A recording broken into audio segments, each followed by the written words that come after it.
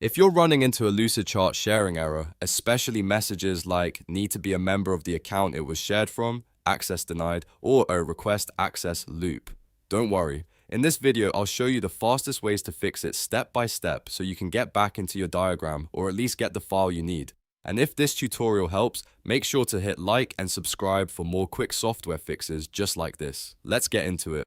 First, let's talk about the most common error, need to be a member of the account it was shared from. This usually means the document belongs to an organization that has external sharing turned off. In simple terms, the owner may have shared the file, but their account or workspace does not allow people outside the organization to open it normally.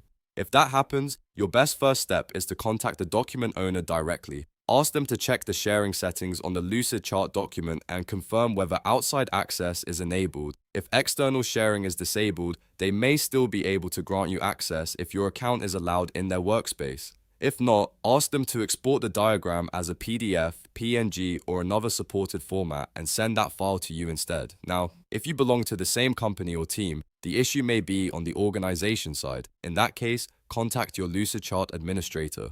Ask them to confirm that your account is part of the correct team or enterprise workspace. Also have them check the domain sharing rules because sometimes access is blocked even when the link looks correct. If your account is in the wrong workspace or if the admin has strict permissions in place, Lucidchart may prevent the shared file from opening. Next, let's fix the access denied error. The first thing to do is sign out of Lucidchart completely, then sign back in using the exact email address that received the invitation. This matters because many users have multiple email accounts and the document may only be shared with one of them. After signing in with the correct account, open the shared link again and test it. If you still see the error, the next step is to clear your browser data. Open your browser settings, go to Privacy and Security, and then choose Clear Browsing Data. Set the time range to all time so you remove any old session data that could be causing the problem. Make sure you select cookies and other site data, as well as cached images and files. Then click Clear Data. After that, restart your browser completely, sign back in, and try opening the Lucidchart document again. This often fixes permission issues caused by stale cookies or a broken login session. Now, let's handle the request access loop. If the owner says the file has already been shared, but you still keep seeing request access, the problem is usually a mismatch between the email, the permissions, or the sharing link.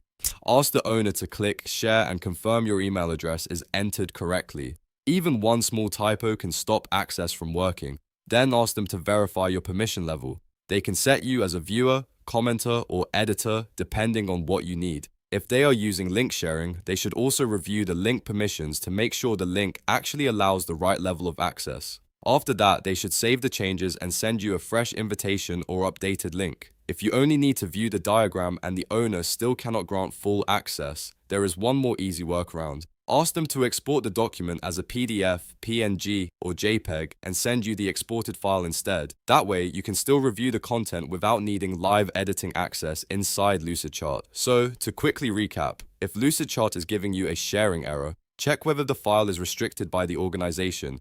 Make sure you're signed into the correct email, clear your browser data if needed, and confirm the owner's sharing settings and link permissions. In most cases, one of those steps will solve the issue. If this video helped you fix your Lucidchart sharing problem, please give it a like and subscribe for more step-by-step software tutorials, and I'll see you in the next one.